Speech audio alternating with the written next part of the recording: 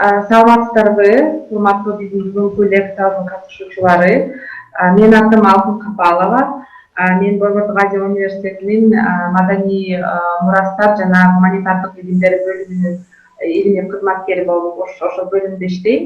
Бүгүн бизде аябагандай кызыктуу лекция болмокчу. Лекциябызды Аида Кубатова окуйт бүгүн. Аябай мен да чыдамсыздык менен күтүп жатам бул лекцияны. Чынын айтам, аябай кыйын көп билем дейт элем. Бул сөздү да укпаптырмын. Ошондуктан биз аябай өзүбүз ошол бөлүмдүн кызматкерлери күтүп жатабыз лекцияны.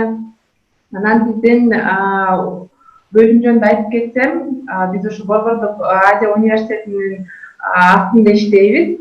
Анан өзүбүз Тажикстан, Кыргызстан, Казакстан үч өлкөгө иштейбиз. Биздин бөлүмдө ошо үч өлкөгө тең иштейт.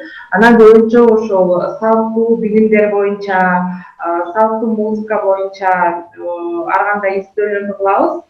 Анан сырттан дагы издөөчүлөр менен иштешкенге аракет кылабыз. Мисалы үчүн Аиданын макаласы жакында чыкты.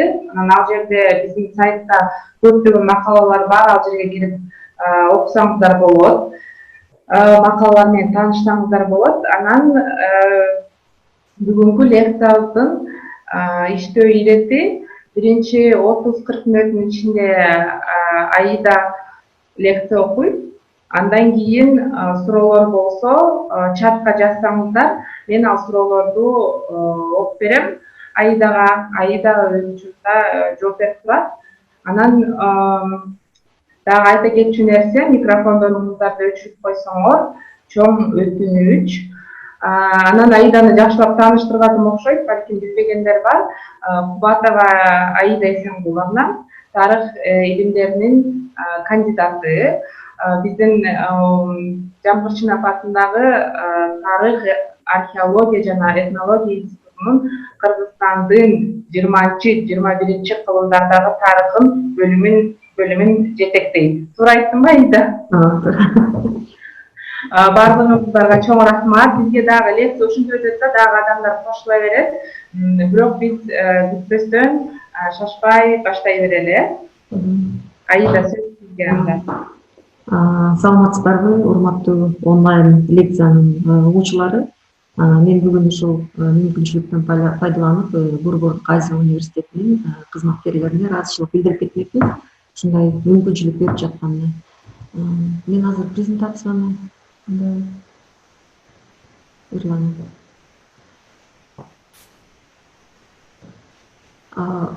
Менин бүгүнкү лекциямдын аталышы Кыргызстандагы жадичилик кыймылы, реформачыл агартуучулардын саясий, маданий жана агартуучулук иш-аракеттери. Бул жадичилик кыймылы негизинен ушул 19 кылымдын аягы 20 кылымдын башын камтыйт. Негизи жадичилик кыймылын айтуудан мурун ошол жадичилик кыймылы деген өзү эмне деген түшүнүк, ошол жөнүндө бир аз түшүнүк берип кетким келет. Жадичилик кыймылы бул негизинен Россия империясынын карамагындагы ошол мезгилде билесиздер Түркистан аймагы. Түркистан бул азыркы мезгилдеги Борбордук Азия аймагы, Казакстан, анан Афганистан, ошондой эле Ирандын бөлүгүн камтыган аймак болуп эсептелет географиялык. Бул ошол жердеги тараган, башкача айтканда, элдин арасында абдан популярдуу болгон, өзүнүн тарыхта чоң орду бар жадичилик кыймыл жөнүндө сөз кылмакчыбыз. Жадид сөзү өзү араб тилинен алынган. Жедид бул арабча барды билгендер билсе керек. Жедид бул жаңы деген сөз түшүнүктү билдирет. Эмне үчүн жедид? Анткени мурдагы алгач бул жадичилик кыймылынын катышуучулары же болбосо жадичилик кыймылынын өкүлдөрү өздөрүнүн аракеттерин алгач ушул мусулмандык билим берүүдө революция жараткан реформачыл жаңыча агартуу багытын көздөгөн иш-аракеттерин башташкан. Бул ошол негизинен бул Волга боюндагы, анан Крым татарларында башталган Россия аймагындагы. Себеби билесиздер, булар негизинен ал жердеги мусулман калкы Европаны дагы, Азияны дагы байланыштырып турган өзүнчө бир мындай звено катары эсептелет. Ошондо бул биринчи билесиздер, ушул Орто Азия аймагындагы мусулман билим берүү жөнүндө биз дагы бир аз кыскача мен тарыхына кайрылсам, бул мусулман билим берүү жаатында бир топ эле жакшы нерселер болгондугун дагы тана албайбыз. Анткени ушул мусулман билим берүүсүнүн аркасында орто кылымдарда ушул Азия элдери өзүнчө бир керемет, өзүнчө бир ушунчалык бир улуу дүйнөгө белгилүү агартуучуларга ээ болгон, мисалы Ибн Сина, Фирдауси, Наваи, Бируни жана башка, Жусуп Аласабунский, Махмуд Кашкари, ушул сыяктуу белгилүү энциклопедист илимпоздор, агартуучулар, башкача айтканда булар бир эле жактуу болбостон ушунчалык көп кырдуу таланты менен, көп кырдуу өздөрүнүн илимий ачылыштары менен дүйнө жүзүнө таанылган бир учур болуп кеткен. Бирок билесиздер, орто кылымдардан кийин баягы начарлап, ушул мусулмандарда билим берүү тармагы эмнегедир солгундап калган. Ошол учурда Европада бир топ алдыга, техникалык алдыга жылыштар болуп, мусулман калкынын артта калгандыгы таасын эле байкалып турган. Мына ушундай мезгилде Волга боюндагы татар агартуучулары алгачкы аракеттерин башташат. Алар аракеттерин башташканда кандай? Жаңы усулда окутуучу мектеп медреселерин ачууну көздөшөт. Алардын алгачкылары болуп, жолбосу ушу жадичилик кыймылын негиздөөчүсү катары биз Крым татарларынан чыккан белгилүү агартуучу Исмаил Гаспралы деп да айтышат, Гаспринский деп да айтабыз. Ушул адамдын ушул жадичилик кыймылынын Россия мусулмандарынын ичинде тарашына, бир эле Россия эмес, жалпы эле мусулман калкынын арасында таралышында мунун ролу абдан чоң деп эсептесек болот. Исмаил Гаспринскийге чейин эле ушул Волга боюнда дагы бир топ агартуучулар, мисалы Шихабуддин Марджани, Файзханов Хусайин, Каюм Насыри сыяктуу агартуучулар өз аракеттерин башташкан. Бул Марджани өзү ушул Самарканд, Бухарада билим алган, мусулманча билим алган татардын белгилүү агартуучуларынын окумуштууларынын бири. Бул Марджани ушул Самарканд, Бухарада билим алганда, ал ушул жерде жөн эле баягы билим алуу менен эле чектелип калбастан, библиотекаларга, китепканаларды тынымсыз окуп, жанагы улуу аалымдардын көптөгөн чыгармалары менен таанышып чыгып, анан кийин өзүнчө бир ойлонуп баштаганда, эмне үчүн мусулман калкы азыркы учурда артта калып жатат деп, бул ушул мезгилде Волга боюнда мындай агартуучулардын арасында өзүнүн пикирин айтып, биз мурдагыдай Бухара, Самаркандка барып билим албастан, биз бул жерде өзүнчө мектеп ачып, жаңыча билим берүүнү башташыбыз керек деген идеялар менен чыккан. Андан кийин анын идеяларын Файзханов Хусайин улантат. Файзханов Хусайин дагы бул ушул Марджанинин окуучусу болгон. Ал бир топ өзүнүн баягы идеяларын айтып, ал дагы ушу жаңыча окутуу керек, мусулман элдерине карата биз өзүбүзчө биз басма сөз органдарын түзүшүбүз керек, же болбосо китеп, гезит журналдар чыгарабыз деген ойлорун айтып баштаган. Анан үчүнчүсү Каюм Насыри. Мен эмне үчүн буларга кайрылганымдын себеби, бул адамдардын, мен кийинки лекциянын экинчи бөлүгүндө айтам, Кыргызстан менен дагы ушундай бир байланыштары болгон үчүн ушул үчөөнүн алдында биринчисин Гаспринскийди ушул жадичилик кыймылын Россия мусулмандарынын арасында таратуучу катары айтсам, баштоочулар катары Марджани, Каюм Насырини биз унута калтырууга такыр болбойт да. Исмаил Гаспринский бул өзү ушул Крымда төрөлгөн бир офицердин үйүндө төрөлгөн, үй бүлөсүндө. Бул Гаспринский алгач мусулманча билим алган, андан кийин Россия империясынын аскердик окуу жайында Москвада окуйт дагы. Ал жерден билим алууда жанагы татар, түрк, араб, тилдеринен, фарси тилдеринен башка дагы ал француз тилин дагы абдан жакшы билет. Анан кийин бул кийин кайра өзүнүн жерине келип дагы орус тил мугалими болуп иштеп баштайт. Орус тил мугалими болуп иштегенде да өзүнүн жөндөмдүүлүгүн абдан көрсөтүп, мунун эмгеги ошол мезгилде эле жогору бааланып, Россия империясы тарабынан сыйлыктарга ээ болгон. Андан кийин бул Исмаил Гастралы өзү ушул мектептерди реформалоону ойлонуп баштайт дагы. Анан 1884-жылы өзү мектеп ачат. Бул мектеп ачканда ал мектепте алгач окуучулары аз болот. Анткени бул мектеп башкача усулда деп айтканда элдер биринчи баягы чочулоо менен кабыл алышат дагы.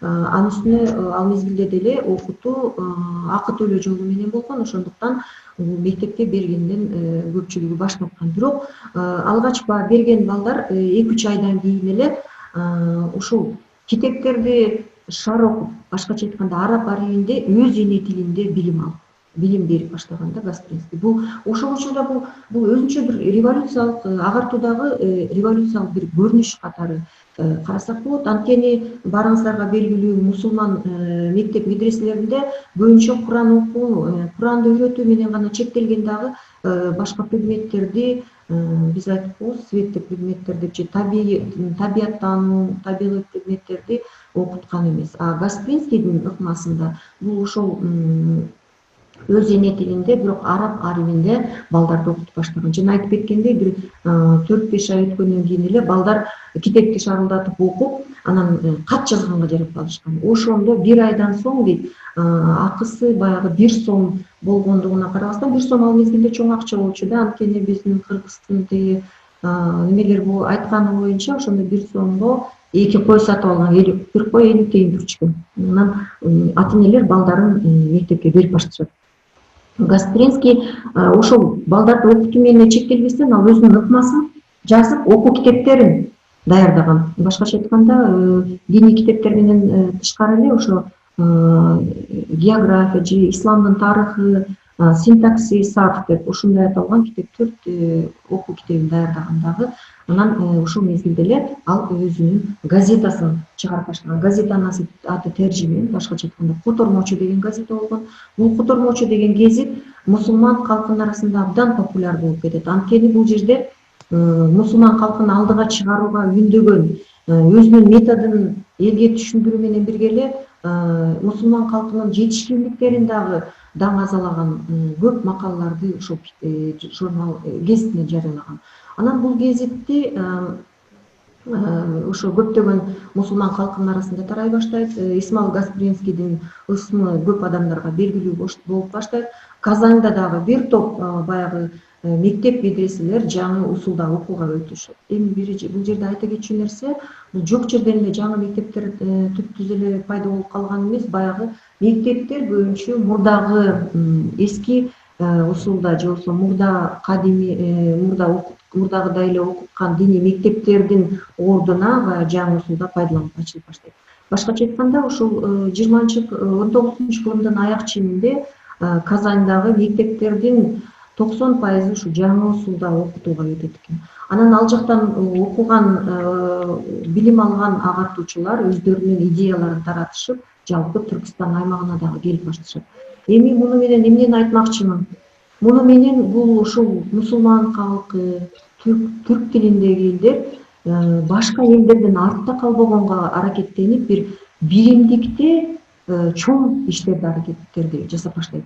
Эми бул кыска эле убакыт аралыгында да, башкача айтканда, мен ушул изилдөөлөрдү жүргүзгөндө 20-кылымдын башы деп алдым дагы, ушул 17-16 жылга чейинки мезгилде алдым. Ушул 15-16 жыл аралыгында канчалаган мектептер ачылып, канчалаган жаштар билим алганга жетишкен. Демек, эгерде биримдикте, эгерде бири-бирине жардам берип, адамдар ушундай ынтымактуулук менен иштесе, бул прогрессивдүү нерселер тез эле элдин арасына жайылып кетерине дагы күмөн болбойт да.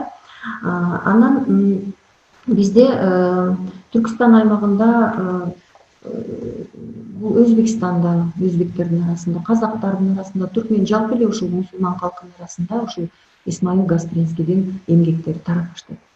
Эмгектери дегенде кандай? Бул окуу китептери менен кошо эле китептер, окуу китептери, журналдар, тарайт. Анан мен бул мусулман басма сөз каражаты дагы элдин арасында аябай чоң мааниге да. Мен эмне деп айтып кетмекчимин, Кыргызстандын аймагында дагы Ак баш, Ош, иши кылып биздин Кыргызстандын баардык территориясына мусулман ошол мусулман басма сөз каражаттарынын таралышын мен бир Жумалиев деген бир азамат жигитибиз бар, ушул өзү коллекция жасап, жерлерден ушул арабча жазылган китептерди, журналдарды, ошол мезгилде чыккан басылмаларды чогултуп туруп, эми өзүнчө ушунчалык бир чоң коллекция. Анан демек бизде да Кыргызстандагы ушул чоң прогрессивдүү кыймылдан артта калбастан жерлерде тарагандыгы көрсөтөт да бул адамдын коллекциясы. Анан мен дагы эмне айтып кетмекчимин, бизде көпчүлүк учурда ушу Совет бийлигинин тушунда Кыргызстанда Совет бийлиги орногонго чейин эл туташ сабатсыз болгон деген пикирлер күнгө чейин деле кээде айтылат да. Бул негизинен туура эмес, анткени бул жогорудагыдай фактылар, жогорудагыдай көрсөткөн, бизде 16-жылы ушул көтөрүлүштө дагы көптөгөн китептер өрттөлүп кеткен да, бирок буга карабастан жанагы коллекцияларды көргөн учурда, көп адамдардын эскерүүлөрүн окуган учурда бизде Совет бийлигине чейин эле агартуу системасы деп айтсам болот, бир кыйла жолго коюлуп калган болчу.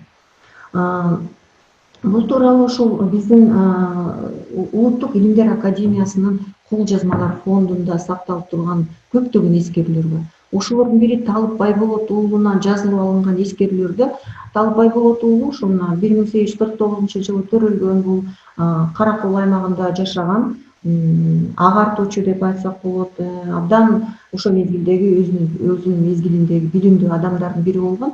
Ошонун эскерүүлөрүндө айтат, Караколдогу китепканада бир 14.000ден ашуун китептер бар эле, ушул китептердин бирин калтырбай мен окуп чыктым дейт да.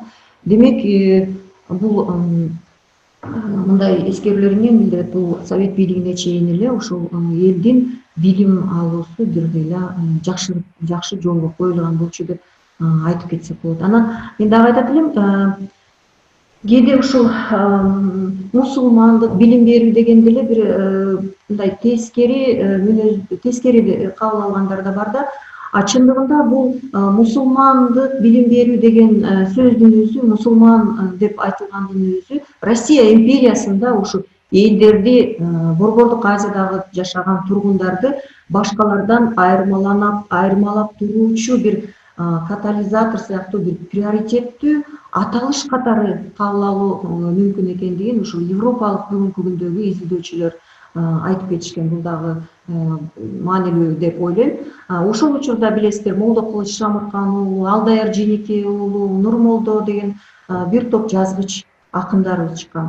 Анан булардын эмгектери жарык көрүп баштаган. Же болбосо бизде ушу Кыргызстандын аймагында бир топ мектептер ачылып баштаган. Ошол негизинен биздеги мектептердин ачылышы бул өзүнчө бир уникалдуу көрүнүш десек болот. Анткени мына мен айтып кетпедимби, Гаспринский мектепти ачканда деле, же Татарстанда мектепти ачканда, өзбек калкынын арасында мектептерди ачканда абдан чоң айыгышуу, каршылашкан бир каршылыктар болгон да. А бизде Кыргызстанда анчалык каршылыктардын болгондугу байкалбайт. Себеби мен дагы ушул архивде көптөгөн маалыматтар менен тааныштым, эскерүүлөр менен окуп чыктым. Ошондо биздеги кыргыздын жакшылары деп айтсак болот, же болбосо бүгүнкү күндө элита деп айткан адам, элита деп айтабыз да, ошол адамдар өздөрүнүн каражатына мектептерди ачышып, ал турсун өздөрүнүн каражатына ушул жанагы Галияда, Уфада Галия медресеси болгон, Казанда медресе болгон, Расулия, Оренбургда Хусайня деген медресе болгон. Ушул медреселерде билим алып келген мугалимдерди өзлөрүнүн каражаты менен тартып, биздин жергебизде ачылган мектептерге чакырышкан. Алардын бири катары мен ушул Шабдан Жантай уулун айтып кетер элем. Шабдан Жантай уулу ушу Кемин өрөөнүндө Таш суу айылында 1909-жылы өзүнүн каражатына 15.000, ошо мезгилде чоң акча болгон, 15.000 рубль жумшап, мындай татынакай медресе ачкан. сиздердин экранда көрүнүп турат. Ушул медресеге балдарды тартып, анан ал жаңы усулда окутуу үчүн ушул Галия медресесин бүткөн бирөө татар, экинчиси казак улутундагы эки агартуучуну чакырып 200 бала билим алган. Бул эмне дегенди түшүндүрөт? Бул ошол элдин, кыргыздардын ошол мезгилде билимге умтулушун түшүндүрөт. Анан Сооронбай Дүйрөгул Сайлык айылында ал дагы өзүнүн каражатына ушундай мектеп ачкан. Бул мектеп азыркыга чейин ушундай имарат сакталып турат. Анан мындан башка дагы көп адамдар бар. Аны азыр лекциянын жүрүшүндө айтайын. Негизинен бизде биринчи мектепти ачып баштагандар бул татар, башкыр улутундагы агартуучулар болгон. Мисалы, аны уккан болушуңуз, балким уккандырсыздар, Токмокто медресе Игбалия деген ошол убагында абдан бир алдыңкы окуу жайлардын бири катары эсептелген медресе Игбалия болгон. Ал жерде дагы 200гө жакын балдар билим алышкан. Бул жерде жалпы эле ушул түрк тилинде сүйлөгөн мусулман балдары билим алган. Башкача айтканда, өзбектер, казактар, кыргыздардын балдары билим алышкан. Бул жөнүндө ошол биздин Кыргыздын алгачкы тарыхчысы катары эсептелген Осмоналы Сыдыковдун Тарихи Шадмания, же болбосо жана биринчи чыккан баягы китептерин чыгарган ушу Тарихи Шадманияда ошол Игбалия медресесинин ролу жөнүндө аябай жакшы жазып кеткен да. Ошол медресенин окутуучусу Закир Вагап уулу ушул жаштарды окууга тартканга мунун ролу абдан чоң. Анан кийин Дүр Сооронбай уулу. Бул Дүр Сооронбай уулу дагы бул Шабдан Баатыр жөнүндө айтып кетсек, ал өзү билимсиз болгон, бирок билимсиз болгону менен бул өзүнүн жанында ушунчалык акылдуу, ушунчалык окуганды билген адамдарды жанына алып жүрүп, аларды окутуп, алар көп нерсени түшүнгөнгө жардам беришкен да. Ошон үчүн бул дагы ушул мектепти ачып, мектеп медресени ачып, анан өзүнүн балдарына дагы билим берип, алар ошо кайра кийин жана Кемел Шабдан уулу, Исамиддин ушулардын баардыгы кайра агартуучулук менен алек болушкан. Дүр Сооронбай уулу дагы бул алгач мусулманча билим алган, андан кийин Орус Тузем, Верныйдагы Орус Тузем мектебинде окуп, ал мектепти бүтүп келгенден кийин жергесинде өзү мектеп ачып, ушул кыргыз элинин жаштардын билимин алуусу үчүн абдан чоң роль өнөгөн. Андан кийин мен жана баштап айтып келдим эле, ошол биринчи мектептерди, Кыргызстан аймагындагы мектептерди ачууда бул татар, башкыр агартуучуларынын ролу абдан чоң болгон. Айрыкча Каракол өрөөнүндө ушул көп мектептер ачылганда, ошолордун бири бул Исмаил Гаспринский атындагы мектеп. Исмаил Гаспринский атындагы мектеп деп айтканыбыздын өзү дагы бул өзүнчө бир ошол мезгилдеги улуу агартуучунун көзү тирүү кезинде эле ушул Каракол шаарындагы Гаспринский атындагы мектепке ысмы ыйгарылганы бул ошол агартуучулардын бир өзүнчө тыгыз бир байланышын дагы түшүндүрүп турат да. Анан бул Гаспринский атындагы мектепте дагы ошол көптөгөн кыргыз жаштары дагы билим алышкан. Ошол менен бирге өздөрү ошол жерде жашаган татарлар, уйгурлар, өзбектер балдарын берип, бул жерде алдыңкы мектеп катары саналган. Мындан башка Караколдо дагы Тукай атындагы мектеп болгон, дагы өзбек жаңы усулдагы окутуучу мектеп болгон. Эми мен дагы бир өзгөчөлүгүн айтып кетким келет. Бул мектептер мурун айтышканда, кыргыздар окутканда баягы боз үйлөргө окутушчу эле. Жаңы усулда окутуп баштаганда, башкача айтканда 20-кылымдын башында булар имараттарды, атайын имараттарды куруп баштаган. Мисалы мен көрсөтпөдүмбү, Шабдан Баатыр медресеси мындай жакшынакай архитектуралык имарат болгон. Мына Дүр Сооронбай убагында бул абдан бир чоң бир көрүнүш да. Ошол мезгилде кыргыздар өздөрү боз үйлөрдө жашап, мектептерди ушундай мектептерди куруп башташкан. Гаспринский атындагы мектеп дагы мына 5 бөлмөлүү, башкача айтканда 5 класска бөлүнгөн мектеп болгон. Бул ушул мен бул теманы изилдөө учурунда ушул Караколдо жайгашкан Ысык көл областтык архивинен ошол мезгилдеги мектептин схемасын алдым. Анда тыныке менен жабылган, акталган, толуп колдонгон, жыгач менен колдонгон мектеп экен. 15 терезеси бар экен. Ал мектептин жанында дагы өзүнчө азыр айтып коебуз пристройка деп коебуз го, сарай сыяктуу өзүнчө ашкана дагы курулган экен. Ал жерде ашкананын жанында малды да кармай турган жай бар экен. Демек ошол жерде балдар келгенде аларды тамак менен дагы камсыздашышкен, мугалимдер ошол жерде жашашкан. Ошон үчүн ушундай бир ыңгайлуу мектептерди курганга аракет кылышыптыр. Эми могул сүрөт болсо, бул ушу медресенин окуучулары, бул да 1910-11 жылда тартылып алынган сүрөт экен. Бул кыргыз жаштарынын ошол окуп жаткандыгы. Муну менен эмнени айткым келет? Демек ушул совет бийлиги орногонго чейин эле кыргыздардын жаштары, балдары билим алып баштаган. Эми бул мектеп, медреселер ушул жөн эле билим берип гана чектелип калбастан, булар диний билим менен катар эле жанагындай мен башында айтып кеткен география, математика, андан тышкары адабият, анан математикага өзгөчө көңүл бөлүшүптүр. Мындан тышкары дене тарбияны да окутуптур, музыканы да окуткан экен. Бул тууралуу мисалы Шабдан Батырдын медресесинен окуган, ошол мезгилде окуган Абдырайым Чүнкелиев кийин өзү мугалим болуп, кийин совет бийлиги орногондон кийин ишин атканда, ошол кишинин эскерүүсүндө айтылат, ушул Шабдан Батырдын медресесинде окуганда дейт, биз ошол тарихи география деген китепти биринчи жолу көрдүк. Андан башка да глобусту дагы биз өмүрүбүздө биринчи жолу көрүп, анан тактачанын үстүндө жазып окудук депчи. Башкача айтканда, азыркы мектептин бир көрүнүшү жөнүндө эскерет да. Анан мындан тышкары дагы эскерилип, менде сүрөттөрү жок, бирок эскерүүлөрдү алганда Кичкем өрөндө дагы Жошолусай деген жерде Копобаев, Мүсүралы дагы өзүнүн эскерүүсүндө Бөрүбай Кененсаринди жазганда, Сагырнап деген эмгегинде жазган. Ошол жерде бул мектепти куруу үчүн элге өзү баягы Мүсүралы Копобаев Токмокто окуп келет да. Токмокто билесиздер, жанагы Экбалия, мен жана айтып кеттим, ошол медреседен окуп келгенден кийин ал өзү эскерет да, мен колумда жок, ушундай кыйналып жүргөн учурум эле, анан айылыма барып айттым дейт.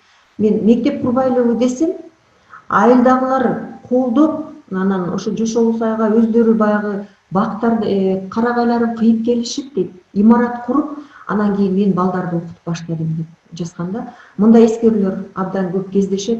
Анан балдар албетте билим алгандан кийин аларда ошол жерде улуттук аң сезимдин калыптануусу башталат. Билим алгандан кийин китепкер, жана айтып жатпаймынбы, Казанда, Уфада, Оренбургда, Бакчы сарайда, ал турсун Питерден келген газеталар менен таанышкан эл өзүнүн баягы аң сезими жогорулап, биз эмне үчүн ушундай артта калып жатабыз, биз өзүбүзчө баягы билимдүү болушубуз керек, өзүбүзчө мындай көз каранды эместиктин алгачкы учкундары ушул мезгилде жаралып баштаган да.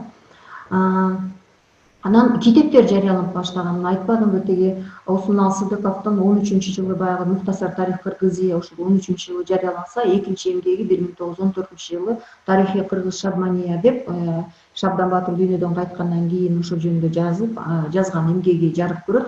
Бул эмгектин жарык көрүнүшүнө ошол мезгилде Уфадагы Галия медресесинде билим алып жаткан Ишиналы Арабаев, Кемел Шабданов, Надыркул Абиров деген жаштар окуган. Ошолор түздөн түз жардам берип, анан мындан Осмонал Сыдыковдон тышкары дагы менин эмгеги Молдо Кылычтын дагы эмгеги ошол мезгилде жарык көрөт. Молдо Кылычтын эмгегине ушул жарык көрүнүшүнө түздөн түз себепкер Ишиналы Арабаев болгон. Молдо Кылыч жөнүндө бай изилдөөлөрдү жүргүзгөн адамдардын бири катары биз Тазабек Саманчинди айтып кетсек болот. Молдо Кылыч бул Кыргыздын алгачкы жазгыч акыны да. Ошол Молдо Кылычтын Кысса-и Зилзала деген эмгегин жарыкка чыгарууда кыргыз жаштары көмөк көрсөткөн деп жазат дагы, бирок ал Ишиналы Арабаевдин атын айткан эмес. Анткени Ишиналы Арабаев ал учурда репрессияга учурап жок болуп кеткен болчу дагы, ошон үчүн Тазабек Саманчин атын атаган эмес. Биз кийин бул тууралуу түздөн түз эле ошол Ишиналы Арабаев экенин билдик да. Анан ал мезгилде эркек балдар эле окубастан ошо жаңы усулда кыз балдар да окуп баштайт. кыз балдар да окуп баштаган. Буларды Пишпекте кыздардын мектеби ачылат, Жаңы Усулда окуучу. Анан Караколдо Жаңы Усулда окуучу кыздардын мектеби ачылат. Караколдо сиздер билесиздер көбүнчө татар, башкыр улутундагылар көп болгондагы алар кыздарга билим берүүнү башташкан. Билим берүүнүн башаты негизинен Исмаил Гаспринскийден башталат. Бул кыздарга билим берүү жөнүндө ошол өзүнүн Тержиман деген газетасында алгач жарыялап, анан Тержиман гезитине аялдар үчүн Алеми Нисван деген өзүнчө бир приложение сыяктуу газета чыгарганда, ошондо Гаспринскийдин айтканы бир кызык жери бар. Ал айтат, эркек адамга билим берсең, эркек балдарга билим берсең, ал өзү үчүн пайдаланат дейт билимин. А эгер аялга билим берсең дейт, ал аял өзүнүн кийин балалуу болгондон кийин 2 бала болобу, 3 бала болобу, өзүнүн билимин ошол балдарга берет. Демек, биринчи кезекте аялдарга билим берүүгө аракет кылышып керек деп жазганда, бул дагы азыркы учурда мен ойлойм, бул дагы өзү бир актуалдуу болуш керек. Себеби дегенде, азыркы учурда деле ушул бул тажрыйба дагы эле уланып кетүүдө, анткени үйдө бала тарбиялоодо аялдардын ролу чоң экендиги бизге белгилүү. Анан мен ушул изилдөө учурунда Ысык көл облустук архивин караган учурда София Надышина деген ушул агартуучу кыздар мектебинин мугалими экен, ошонун сүрөтүн таапты. Анан ал мезгилде Надышинадан башка дагы бир топ Мужабирова деген мугалим болгон, Деляфрус деген дагы ошо аялдардан чыккан мугалим болгон.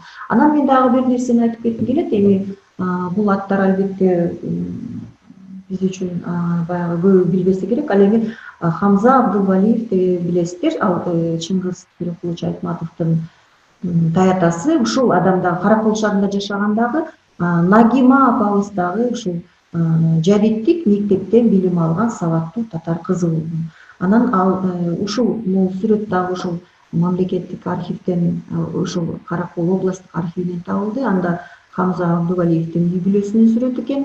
Бул дагы мен үчүн баалуу нерсе болду.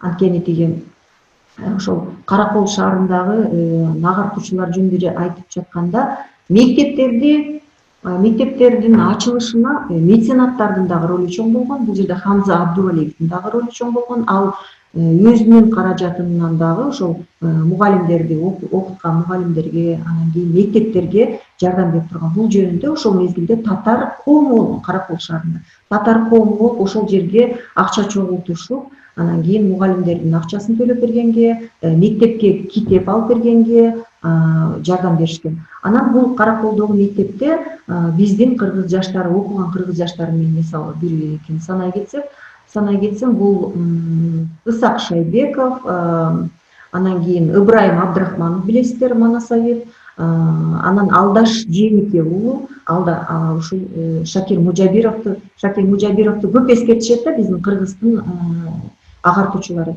Анткени Шакир Мужабиров ушул мектепте агартуучу, баягы өзүнүн тиги алгач баягы молдо болуп келип, андан кийин ал ошо балдарды окутканга аябай өзүнүн зор салымын кошкон. Эми ушул жерде биз татар агартуучуларын аябай мындай кыргыз жаштарын тарбиялоого чоң салым кошкон адамдарын айта кетпесек болбойт деп ойлойм. Булардын бири Сабир Габдилманов, анан кийин Рафики деген болгон. Булар өздөрүнүн эмгектерин жазышкан. Ошол Сабир Габдилманов алгач Караколдо иштеп, анан кийин Эгбалия медресесине кетип калган. Анткени Караколдо иштеп жүргөндө ал Фориядилар деген, Кошоктор деген өзүнүн эмгегин жазган, ушул илим билимге чакырган, мусулман калктарын биригүүгө үндөгөн чыгармасын чыгаргандагы, ал китепче чыккандан кийин анын артынан аябай куугунтук түшүп, анан ал бул Караколдон Токмокко көчүп кеткен. Токмокко көчүп кетип, анан ал жерден ошо 17-жылы каза болуп калат. Бирок ошол мезгилге чейин балдарга билим берүүдө анын ролу абдан чоң болгон. Эми мен бир нерсе айтпай кетсем болбойт. Бул жана айтып жатпаймынбы, окугандан кийин аларда дагы башка нерселерге умтулуулар башталган. Башкача айтканда, тарыхты окууга кызыгып башташкан. Мисалы жанагы Осмоналы Сыдык уулунун тарыхый шадманиясынын жарыяланышы дагы ушуга байланыштуу бул бир эле Кыргыз эмес, башка жерлерде дагы ушундай болгон. Мисалы Бехбуди, Махмуд Хаджа Бехбуди деген өзбектин агартуучусу дагы өзүнүн аябай ушу тарых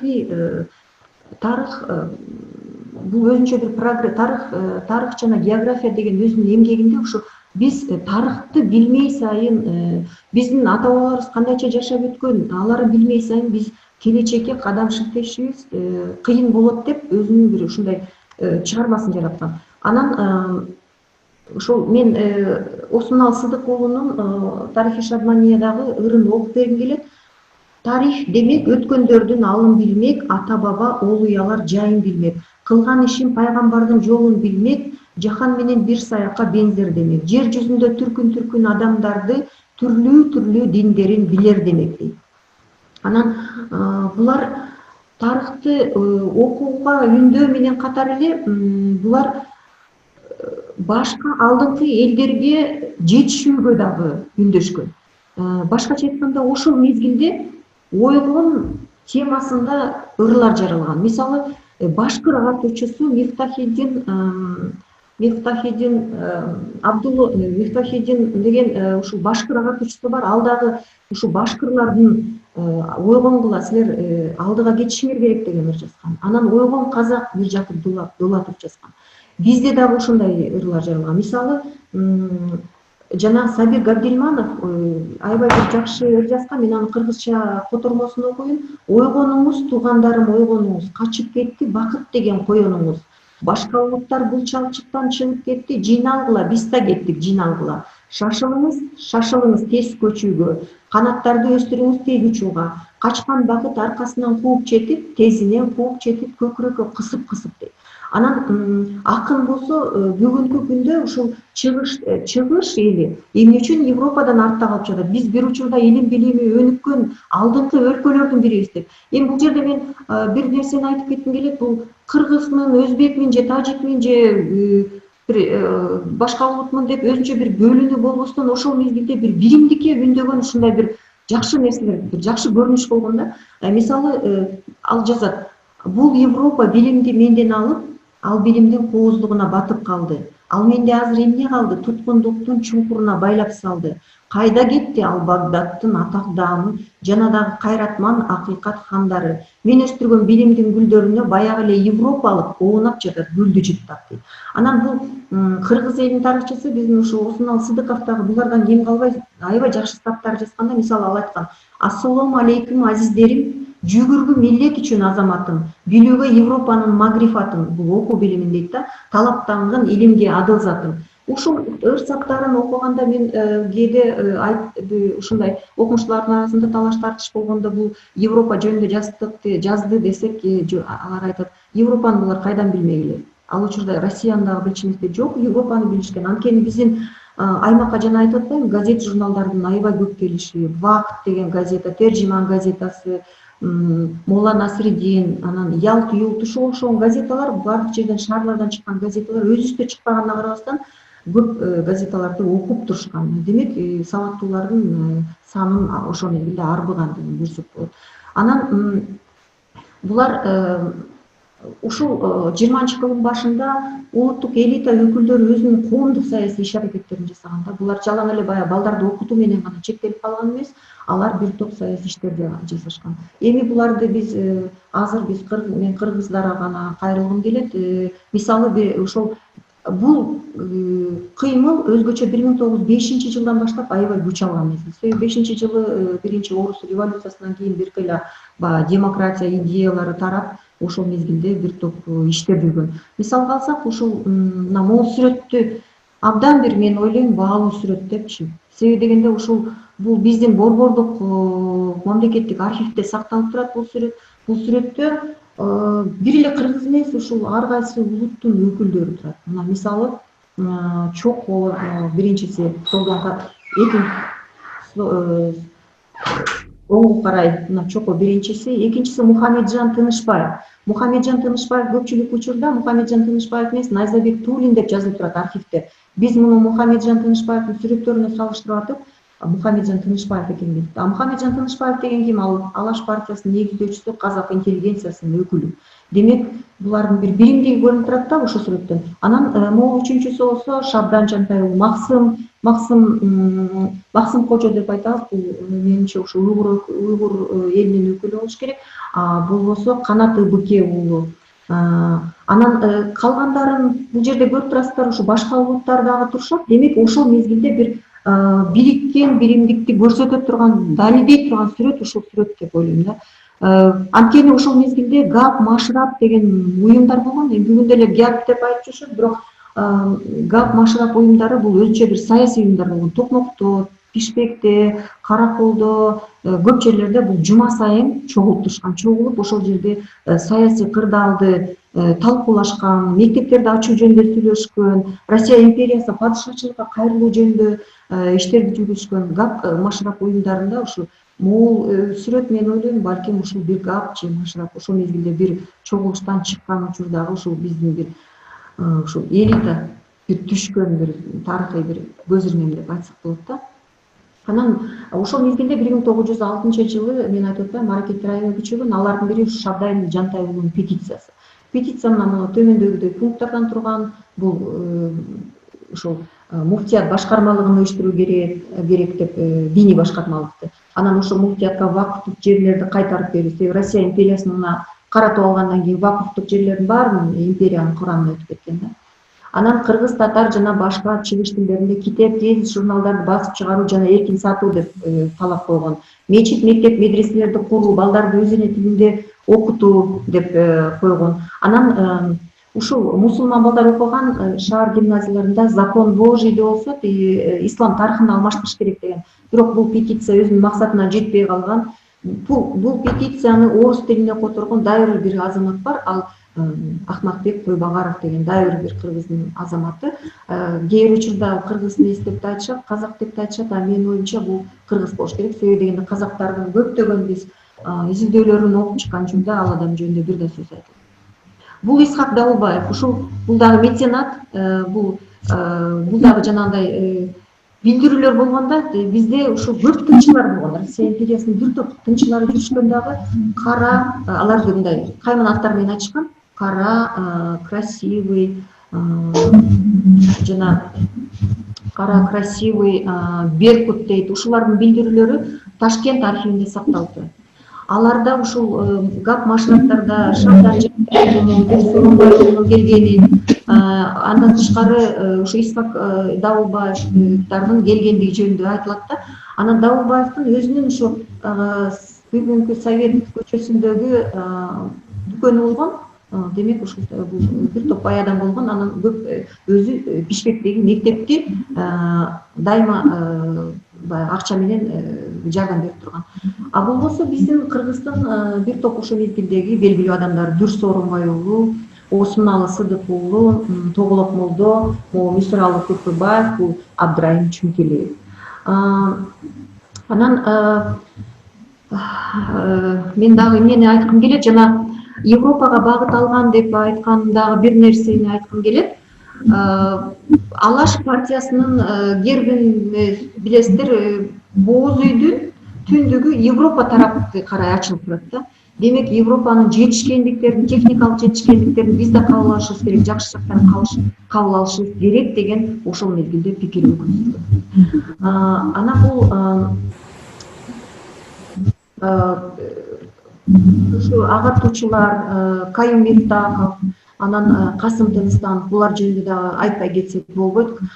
Кайым Мифтахов деген өзү башкыр улутундагы агартуучу, фольклорист, кыргыздын оозеки чыгармачылыгын жыйноочулардын бири. Бул кыргыз эли үчүн абдан чоң иштерди жасап кетсек болот. Анткени бүгүнкү күндөгү ушу Кыргыз Республикасынын Улуттук илимдер академиясынын кол жазмалар фондунда сакталып турган кол жазмалардын көпчүлүгү ушул Кайым Мифтахов тарабынан чогултулган. Ал эми Касым Тыныстанов жөнүндө мен бүгүн толук токтолбойм, анткени бул жөнүндө белгилүү көптөгөн фактылар бар. Касым Тыныстанов дагы өзүнүн ошол алгач биз дагы жадид мектебинде окуп, анан орус тизем мектебинде өзүнүн билимин уланткан. Базаркул Данияров дагы бул белгилүү коомдук ишмер агартуучу, көптөгөн окуу китептеринин автору. Бул дагы алгач ушул Шабдан Жантай уулунун медресесинде окуп билим алган, кийин бул өзүнүн иштерин Совет мезгили учурунда уланткан.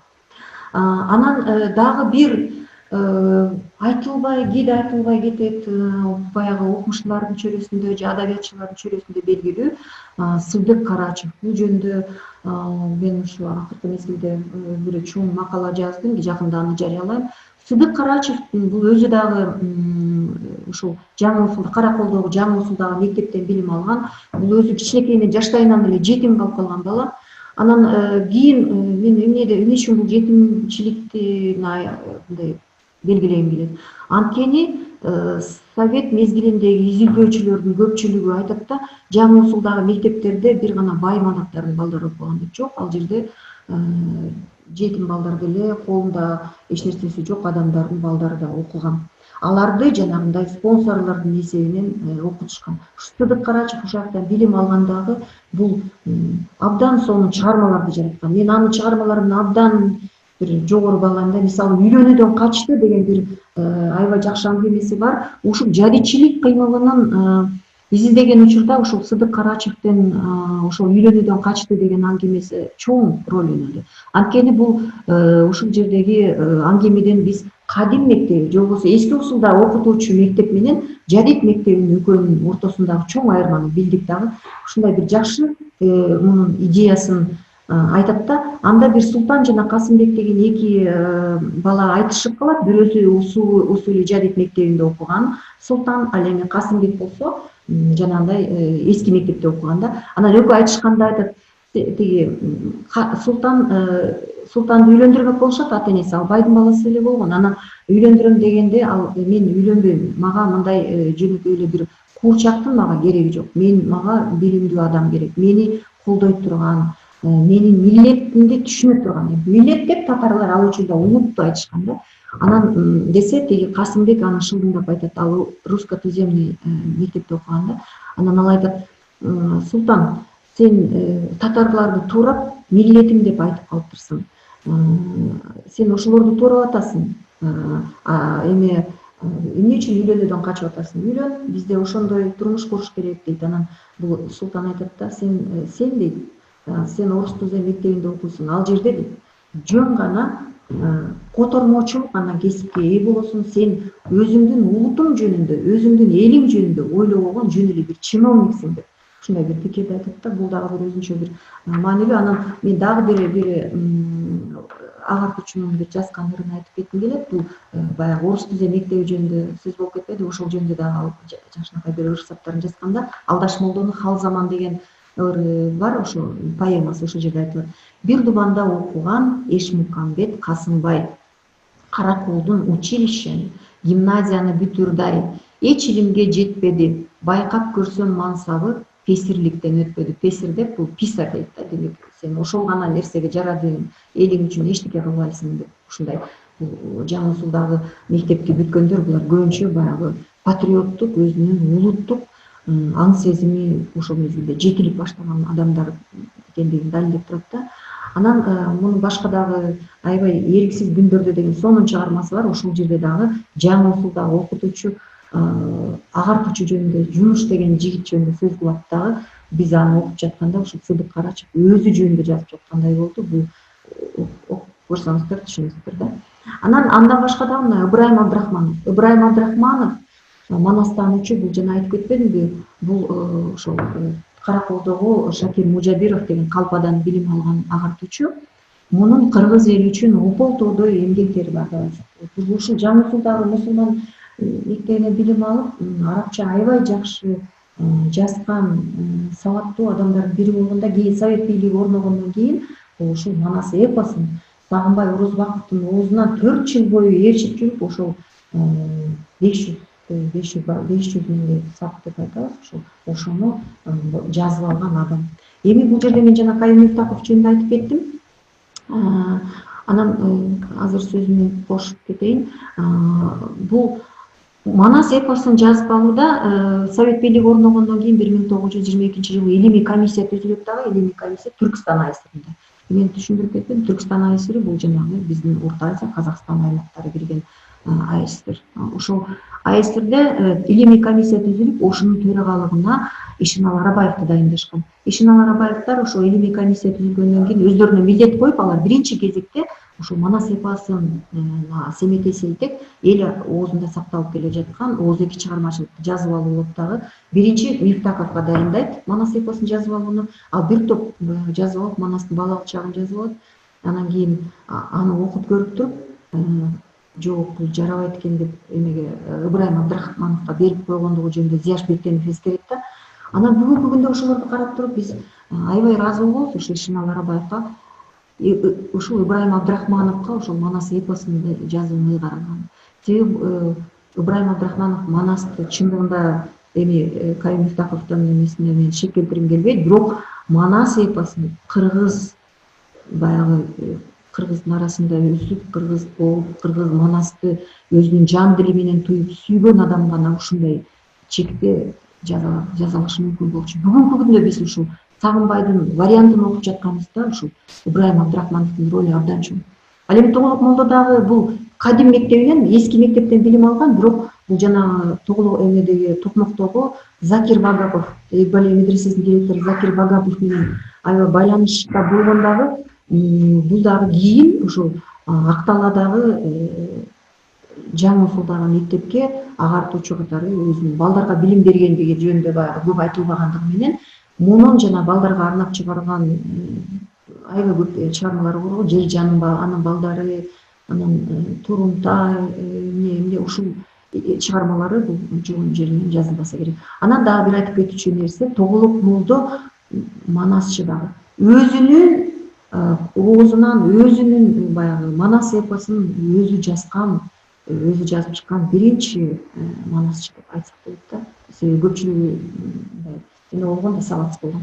Эми Ахматбек Койбагаров жөнүндө жана бир аз айтып кеттим. Бул жабичилер жөнүндө кичине түшүнүк берип кетким келет. Ахматбек Койбагаров бул адвокат деп айтылып жүрөт. Бул жөнүндө мен толук маалыматты топтой албай койдум, бирок булун аты эскерилген көптөгөн архивдик маалыматтар бар да. Бул Ахматбек Койбагаровду Жети Суу облусунун мусулмандарынын өкүлү катары карашчу экен. Жети Суу облусунун мусулмандарынын биринчи съездинин уюштуруучуларынын бири деп айтып кетсек болот. Бул 1906-жылы ушул Жети Суу облусунун мусулмандарынын съези өтүп, ал жерде Верный шаарында өтөт, азыркы Алматы шаарында 100 кишини делегат катары чакырышкан, бирок угуучу катары 200 адам катышып, бул жерге аябай чоң резолюцияны кабыл алышып, ошону падышага, Россия императоруна кат резолюцияны жөнөтүп чыккан. Бул эменин мусулмандардын съездинин аябай ролу чоң. Анан ошол съезд өткөндөн кийин эле ушул Жети Суу мусулмандарынын өкүлү Ахматбек Койбагаровго деп Россия ички иштер министри телеграмма өзүнүн атына жазып келген да, жазып жиберген. Ал жерде ушул шайлоо укугу жөнүндө да резолюцияга айтышат да, бизде мамлекеттик думага дейт ушул жергиликтүү элдерден, башкача айтканда кыргыз кайсак деп коет казактардан, кара кыргыз, анан уйгур, ошо 3 элден 3 өкүлдү биз мамлекеттик думага шайлашыбыз керек деген талапты коюшкан жана Жети Суу облусунун мусулмандарынын съездинде. Анан бирок Россия империясы бул өтө эле муну бир аша чаап кеткендик катары карашкандагы, ошентип жанагы телеграмма аркылуу жөнөтүп, жок, андай болушу мүмкүн эмес. Жергиликтүү элден бир гана өкүл катыша алат, бир гана өкүл депутат боло алат деген. Анан ал турсун биздин жергиликтүү элди алар инородцы деп атап, анан ошол элдерге шайлоо укугунан дагы ажыратып коюшкан да. Шайлоо укугунан да ажыратышкан дагы, бул тууралуу дагы ошол эме катта айтылат телеграммада. Анан архивдик маалыматтарда көптөгөн адамдар, мисалы жана Закир Багаповдун өзү ошол тизмеге кирбей калыптыр. Мындан башка Галия Узбеков деген бир топ адамдардын тизмеге кирбей калгандыгы арыз менен кайрылышканда, анан тиги жергиликтүү администрациядан, российский администрациядан аларды сиздердин дарегиңиздер бизге белгисиз болгондуктан биз киргизген эмеспиз деген жооп берген. Бул чындыгында туура эмес болгон. Алар кантип ошол мезгилде Токмок шаарында жашап жатты, ошол мезгилде буларды тизмеге киргизбегендигинин негизги себеби эле бул жанагы жадиттик уюмдарда болгондугу, булардын жадичи болгондугу эле себеп болгон да. Бул ушул мусулмандардын съездинде Закир Багапов ушул президиумдун төрагасы болуп, ошо съезди Куран окуп ачып, ушул жерде президиум төрагасы болуп отурган. Анын катчысы болуп ушул Ахматбек Койбагаров отурган. Демек, ошол 1910 жылдардагы 1905 жылдан баштап 1917 жылдарда саясий аренада, Түркстан саясий аренасында кыргыз агартуучулардын же кыргыз ишмерлеринин ролу абдан чоң болгон.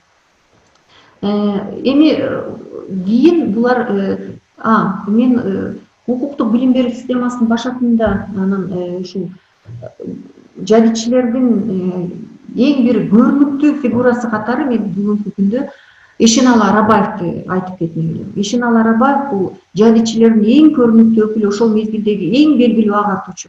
Бул бир эле биздин кыргыздарга эле белгилүү болбостон, татарлардын арасында да, казактардын арасында дагы, башкача айтканда Россия мусулмандарынын арасында мунун ысымы кеңири белгилүү болгондугун бүгүнкү күндө ошолордун окумуштуулары айтып келишет. Бул Ишеналы Арабаев өзү Караколдо алгач биринчи тиги молдодон билим алып, андан кийин Караколго келип, Жаңы Усулда мектепте билим алгандагы, ал жерде анын жакшы окуган жөндөмүн байкаган мугалими Заир Таиров аны Оренбургка, Россияга барып дагы андан ары билимиңди улант деп, анан бул Оренбургка барып дагы окуган. Бирок Оренбургка алгач өтпөй калган, ал жерде аябай экзамен деген катуу болгон.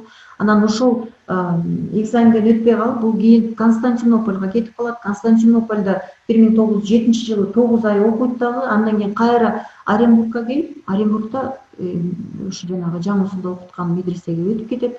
Бир жыл окугандан кийин бул ошол учурда Уфада Галия медресеси бул эң мусулмандардын эң жогорку окуу жайларынын эң күчтүүсү болгон. Анан бул бир жылдан кийин кайра барып, ошол Галия медресесине кайра тапшырып, ошол жерде окуп жатканда эле ал өзүнүн алипесин жазып чыккандагы, анан жарыялаган. Алипе менен катар эле ал өзү жазуу өрнөктөрү деген китебин дагы жарыялаган. Жана айтып кетпедик, Молдо Кылычтын эмгегинде жарыяланганга мунун таасири тийген. Ушул кийин Совет бийлиги орногондон кийин дагы мен айтып кеттим, ошол илимий комиссиянын төрагасы ушул Ишеналы Арабаев болгондо булар көптөгөн могул биз көрсөткөн китептерди чыгарган. Биз ушул Ишеналы Арабаев окуган Уфа шаарындагы Галия медресесине өзүбүз ушул Төлөбек Абылыч Абдрахманов, Жумагул Байдилдиев, Азамат Касыбеков деген биздин жигитибиз, ошолор болуп барып ушул Галия медресесине, бүгүнкү күнгө чейин Галия медресеси иштейт экен, ал жерде дагы деле билим алышкыда. Ошол Галия медресесине барып Ишеналы Арабаевдин тактачасын илип келдик да, ошол учурда. Анан кийин Хусайня медресесине дагы барып, Хусайня медресесине дагы биз бул жерде биздин эле эмес эмес, ошол жерде иштеген, жашаган кыргыз жашоочулары, кыргыз диаспоралары аябай жергиликтүү бийликтерге кайрылып жатышып, ушулардын табличкасын илдиргенге жардам кылышты. Ошон үчүн мен аябай чоң ыраазычылык билдирип кетем кыргыздардын эмесине, диаспораларына. Анан Галия медресесинин тарбиялоочулары бул ошол биз барган учурда музейдеги сүрөттөрүн алдык, мына алар бардыгы тең бирдей форма кийишкен, ушундай жакшынакай. Анан азыркы учурда мусулман десе эле, бир ислам десе эле башкача кийим тукмуш болуп атышпайбы. Мына ошол 12-жылдары мындай формалар менен жүрүшкөн экен. Ошолордун сүрөттөрүн көрдүк. Бул биз ушул Ишеналы Арабаев жөнүндө китеп чыгардык эле. Ишеналы Арабаев, эки доор инсан Ишеналы Арабаев деген үчөөбүз соавтор болуп, авторлаш болуп чыгарганбыз. Ушул китептин презентациясын Бишкек мамлекеттик университетинде өткөздүк, ушул проректору көрүп жаткан мезгил. Анан Кыргызстандын алгачкы интеллигенция өкүлдөрүнүн убакыты бүтүп баратат, бүтүп калды. Ушул Кыргызстан алгачкы интеллигенция өкүлдөрү, демек Кыргызстандын интеллигенция өкүлдөрү ушу 20-жылдын башында эле калыптанып калышкан. Анан 1924-жылы Кара-Кыргыз автономия облусунун түзүлүшүндө дагы ушул интеллигенциянын өкүлдөрүнүн ролу абдан чоң. Эгерде биз Совет мезгилинде эле билим алсак, 17-18 жылы эле билим алып баштаса, интеллигенция каяктан түзүлмөк эле деп ойлосоңуздар болот. Анда ошол мурдагы билим алып, мурун окуп, ошо интеллигенция түптөлүп калган интеллигенция өкүлдөрүнүн абдан чоң аракеттери менен Москвага канча жолу кат жазышып, канчалаган Түркистан айыстырынын съезддеринде ошо Ишин Аларбаев баштап, Абдыкерим Сыдыков, Жусуп Абдрахманов ушулардын канчалаган эмгегинин аркасында гана Кара Кыргыз автономиялык областу түзүлдү. Анан бул болсо, эгерде Кара Кыргыз автономиялык областу түзүлбөсө, анда бүгүнкү күндө Кыргыз Республикасынын түзүлүшү дагы күмөн болчу. 1922 жылы жана илимий комиссиянын, жалпы жана Түркстан аймагында жашаган улуттардын илимий комиссиянын түзүлүшү, анын башында ошо Ишинал Арабаевдин тургандыгы биздин кыргыздардын интеллигенция өкүлдөрүнүн дагы аябай саясий активдүүлүгүнүн жогору экендигин билдирип турат. Анан ал илимий комиссия 24-жылы академиялык борбор болуп түзүлгөн дагы. Академиялык борбордо ошо Касым Тыныстанов жана Сыдык Карачев, Косейин Карасаев ошол мезгилде Ташкентте окуган жаштардын көпчүлүгү ошо илимий комиссияга жардам беришип, ошол жерде иштешкен. Негизи 3 эле мүчөсү болгон.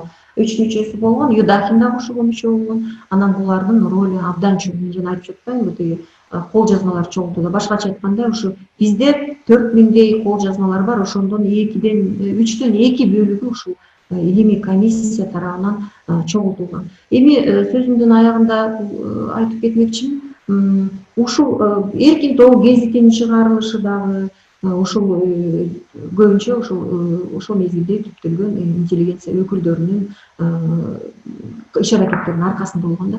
Эми булар ушунчалык азап менен, ушунчалык күчтөрү менен, ушунчалык